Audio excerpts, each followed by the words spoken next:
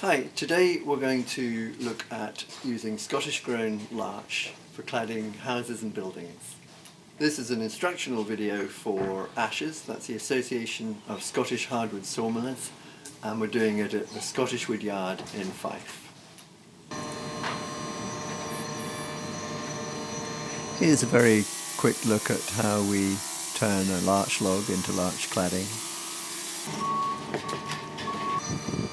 All these logs are grown in Scotland, all fairly local to our yard here. We try and keep our road miles down. The logs are all graded to be suitable for cladding so that there's no defects in the timber, no big knots. The larch is quite a dense timber and quite resinous, and it's this resinous property that helps to make it so durable, wonderfully durable timber.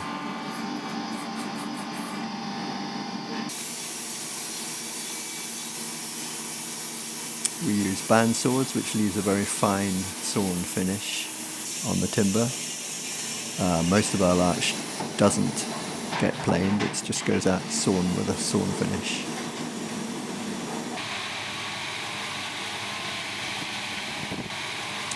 And in a moment we'll look at some of the different types of cladding, the more popular types, and how to put these on the wall.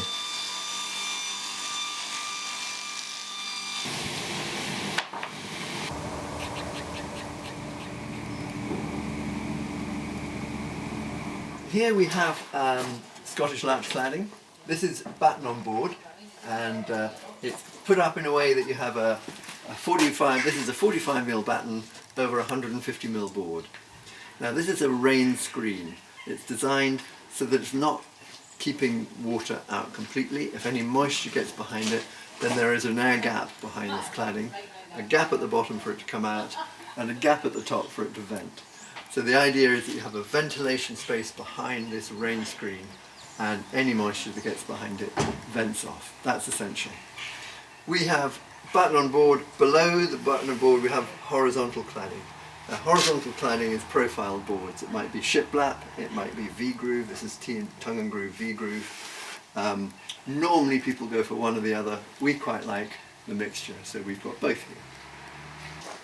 Here we have board on board. The two most common and most popular types for putting cladding onto a wall vertically is in Scotland. It's Batten on board, which we've just looked at, and board on board. This is board on board. Again, we have the airspace behind.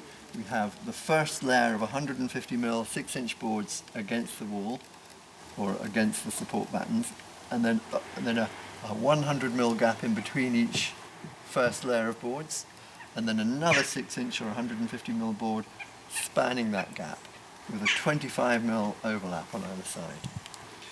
So again, this is a rain screen. It's only supporting its own weight. There's nothing structural here. This has been on the wall for about 2 years. It's begun to weather. It's begun to lose its golden colour, and it's beginning to go that weathered grey colour. Now, larch will last for a number of decades if it's put up properly and if the detail is correct. And we'll look at some larch cladding in a little while that's been on the wall for over 20 years. But it's good for a good few decades. Just while I'm here, you can see simple detail around the windows. Another good thing about larch cladding, it's a simple thing to put up. You don't need a lot of experience in woodworking skills to do that. You can do it, most people can do it themselves. And you can nail it or you can screw it. This has been nailed with a nail gun. A little bit of staining from the nail heads, but that staining will quickly disappear as the timber weathers. Again, we have detail here. You've got angles at the top of the boards here to make sure any water coming down will just run away from the wall. You don't want water to sit on end grain, so any end grain here is angled to shed the water. Again, a gap at the bottom to allow any moisture that does get behind the wall to just drop out the bottom here. And we also have a gap at the top for ventilation. Right, so earlier I was telling you that larch should last for a number of decades. This larch has been on the wall for 25 years. There is no sign of decay. It's in as good nick as when it went up, and it's probably good for another 25, 50, 75 years. We have eaves so that the rainwater doesn't go immediately onto the wall unless it's driven by wind, which is okay, so it's not wet usually when it's raining. We have a gap at the bottom so that any splashes doesn't splash directly onto the timber, so it stays dry at the bottom. The timber has weathered to a silvery grey. Now this is the colour that all timber will weather to, and it takes a few years for this to happen, and it's very difficult to stop that. Some people like to try and stain it or apply paint. Really the only way you can stop timber staining is by painting it or by applying some kind of stain. Otherwise you have to cope with it. You'll see there are knots. It's not that larch is a knotty timber, you can't avoid the knots. Sometimes knots will fall out, for example here there's a small knot that's fallen out there, and water may get behind the cladding. But we have good ventilation here, there's a ventilation strip there, so any moisture behind the cladding can vent out the top, or drip or vent out of the bottom. So you've got this constant flow of air that keeps the wall dry behind the cladding. That's where your air gap is essential. So I said earlier at Scottish Wood we quite like this mixture of vertical and horizontal. It's a little bit more complicated to put up, but it looks quite good and it breaks up a wall. You can see here the detail of the shiplap. This is an overlap. Each join overlaps the one behind, so any water running down there is always running off and away from the wall. You see the air gap behind, about 25 mil, and we have planed these boards. Profile boards, shiplap is always planed. Most cladding that we sell that's vertical is rough sawn, like this board here. That's a rough sawn board, fine sawn board, not planed. The majority of boards that we sell for cladding is rough sawn. It's really personal choice. This is a 22 mil by 150 mil cladding board, and important with cladding that you put the heart face, that's the face nearest the centre of the log, to the outside. And you can see that if you look at the end grain. So you can see the curve of the tree rings, and you can see this face here is the face nearest the centre. And the reason for doing that is because if the board wants to cup, if it wants to take on a curve, then if you've put a nail or a screw through the centre of that board, it can't curve. It always curves in the opposite direction to the tree ring. So this board will curve in this direction. I'll draw on it to make it clearer. This board will want to curve in this direction. But if you've put a central screw through there, then it can't, because these corners are tight against the wall, so it won't be able to curve. If you put it the other way around, and you put your central screw through, then these two corners can peel up away from the wall. So that's why it's always important. This is the wall here. You can read my terrible writing. It's always important for the heart face to go on the outside, and the face nearest the outside of the log to go on the inside against the wall. We'll clad this wall, and we'll carry on probably doing it vertical all the way to the floor. That's why we've stopped here. So what we need to do here is we need to put a spacer against the wall, maybe 25 mil wide by 10 mil, 12 mil thick. That's purely a spacer. And then on top of that spacer we put a horizontal support batten. And the horizontal support batten is what you screw or nail your cladding boards to. And that support batten we tend to use about 30 mil by 60 mil. So 30 mil thick, 60 mil deep, and that is what we then nail or screw the boards to.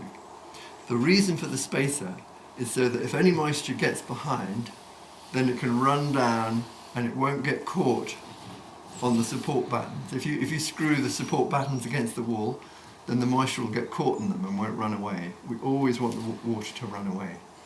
So you put your spacer down, then your horizontal support battens, and then your cladding boards. You leave a gap at the bottom, a gap at the top, and the wall is well ventilated, and any moisture should just vent off.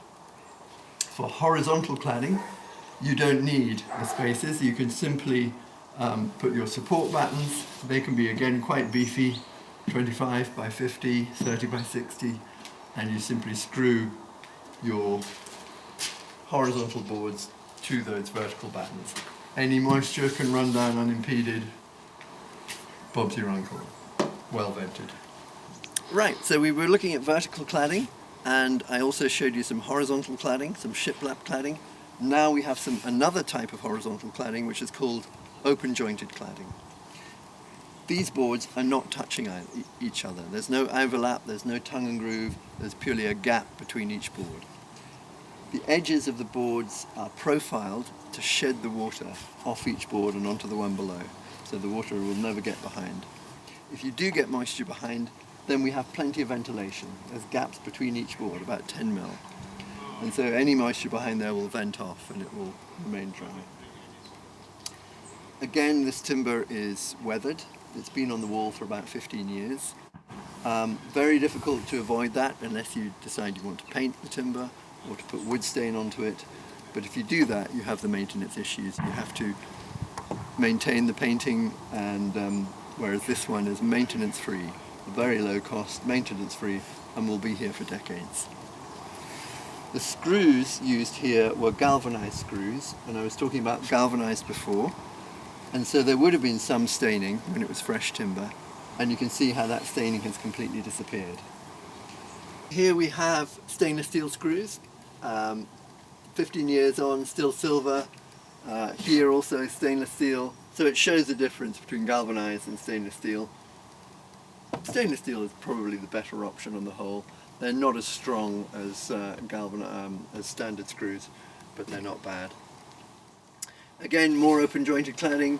You can see the builder paper behind there. Basically what we have here is a support batten running vertically, another support batten running vertically, and a gap of about 25-30 mil, and then that's the space behind the cladding boards, and then the cladding boards on top. So it's purely a rain screen, plenty of ventilation, showing the detail around the window, quite simple, just a cover strip. Any end grain like this should be angled so water just sheds off it. Basically you're wanting water to move away from the wood. This is a south facing wall, so it will have weathered to this weathered colour fairly quickly, maybe 2 or 3 summers. On a north facing wall it might take maybe 5 or 10 summers. And basically it's the UV of the sunlight mixed with the water. And that along with lignin in the timber feeds something called stain fungi. And it's stain fungi that makes the timber go grey. It needs water and it needs ultraviolet. For example, if we look up to the top here, the soffit boards at the top and the overhang, those are still golden coloured. And the reason for that is that it doesn't get water. So the stain fungi gets some sunlight but no water. So no stain fungi up there, the timber is still a golden colour. Here's typical corner detail for horizontal cladding. Same for whether it's open jointed or shiplap. You simply end the boards before the corner and then you have a slightly proud, this is about 60 mil square running vertically, and then the gap, the usual gaps. Always good to keep gaps rather than having timber joining or touching. You should never have timber touching on the end grain, because then by osmosis you get water held in the gap and it gets into the end grain of the timber. Now, one thing about using durable timber rather than treated timber, and this is something a lot of people don't appreciate, is that when you treat non-durable timber, you're basically providing a protective envelope. You pressure treat it and the timber absorbs the treatment, and that provides a protective envelope around the outside of the timber that maybe penetrates only a few millimeters. Now as soon as you cut a piece off of that timber or you drill a hole through it, you're breaking through that protective envelope. And unless you then retreat it, or paint it, or dip it, then that timber is no longer protected by its preservation, by its preservative treatment. With naturally durable timber, you can cut it where you like, you can drill it where you like, do whatever you want, and the timber is still durable. You're not compromising its durability. And that's one of the great benefits of using naturally durable timber over treated timber. And finally, what we haven't spoken about is Wany edge, or natural edge cladding. Here's a nice example, natural edge cladding, starting at the bottom, one board, then the next board overlaps the one below, and the next overlaps that, and so on, with maybe a 25 or 38 mil overlap. Very simple. We are including in here the sapwood. Now, when we're talking about durable heartwood larch, we're talking about the heartwood of the timber, and not the sapwood. We remove the sapwood in the sawmill, because the sapwood is non-durable. So one of the disadvantages of Wany edge cladding is that you have to incorporate the sapwood. So eventually, after 10, 20 years, the sapwood will be, especially if it's exposed to a lot of wet, the sapwood will begin to fail on the edges of the board. So it won't last as long as square-edged larch cladding boards. But it looks very attractive, looks bondy, very easy features. Here's simply a cover plate around a window, around a door, another cover plate here. You put your vertical support patterns against the wall. I think in this case we used 25 mil by 50 mil, and you simply nail onto those vertical support patterns.